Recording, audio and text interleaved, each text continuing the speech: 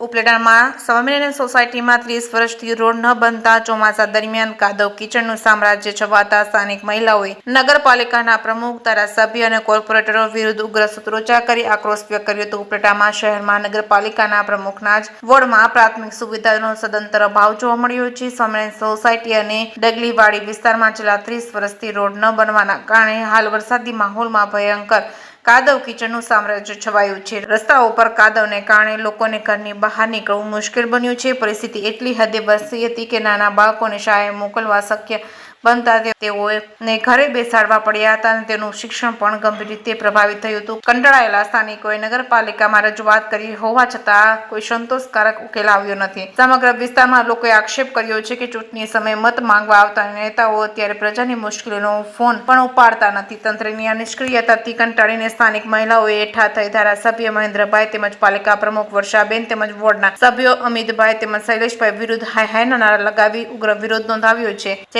સાથે અર્શિયાહીર ઉપલેટા રામાપીરના મંદિર આગળ સ્વામિનારાયણ સોસાયટીમાં આજે આટલો ગાળો થાય, કોઈ જવાબ દેતો નથી ને કોઈ કઈ કરતો નથી ને મતદાન ને ટાણે અમને બોલાવા આવે અહીં ઘરે નગરપાલિકામાં ગયા હતા પણ કોઈ જવાબ દીધો નથી ને અત્યારે અમે ફોન ચાલુ છે, કોઈ ફોન ઉપાડતો નથી અમારો।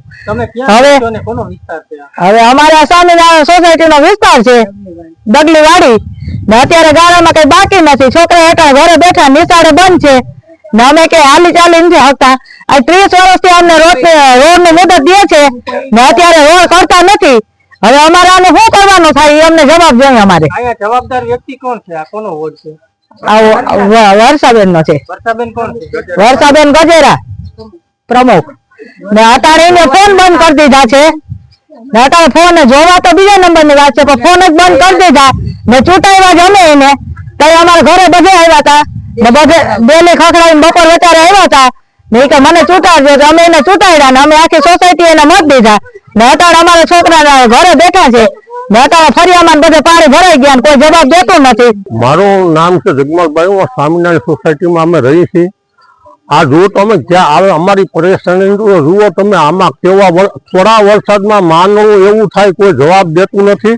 આ બહેનોને કેવી તકલીફ છે, શું કરવું, ક્યાં જવું, કેને કેવું, કોણ અમારું આવ રામ ભરોસે તમને છોડી દીધા। આવો કેવો વિકાસ? થોડુંક તો વિચારો, તમને મત દીધા છે, તમને મોટા કર્યા છે અને તમે અમારી આવી દિશા કરી નાખી છે તો તમારે આવી જ કરી નાખવું તો અમને દઈ દો એટલે અમે ફેલ થઈ જાય। તમે અહીંયા રહ્યો એટલે એટલા રૂપિયા પેટ ભરીને દઈ, તમારા પેટ ફાડી નીકળો। હવે તો પાછા વળો બાપા, જો પડીને હાથથી મારો ભાંગી ગયો, આમાં હલાતું નથી, જાવું ક્યાં? હવે પડદાય આમાં શું કરે? આમાં મારી દવા કરે કે તમારા ટેક્સ ભરે? આનું હું કહું કે છોકરાઓને ભણાવવા રાત તો વિચાર કરો। તમને વિકાસ કરવાનો, તમને એને માટે અહીં મોટા કર્યા છે, રાત આવો તો ખરા, જુઓ તો ખરા તો તમને ખબર પડે। અરે ભાઈ, આવું અસત્યમાં જો આપણે રાખશું ને તો આપણી દિશા શું થાય તમને ખબર છે? આ રામ રાજ તમે લઈ આવું પણ તમે રામ રાજ હાલી ગયું છે, શું થાય તમારો વિચાર તો કરો। તમને કોઈ મત દેહે આમાં?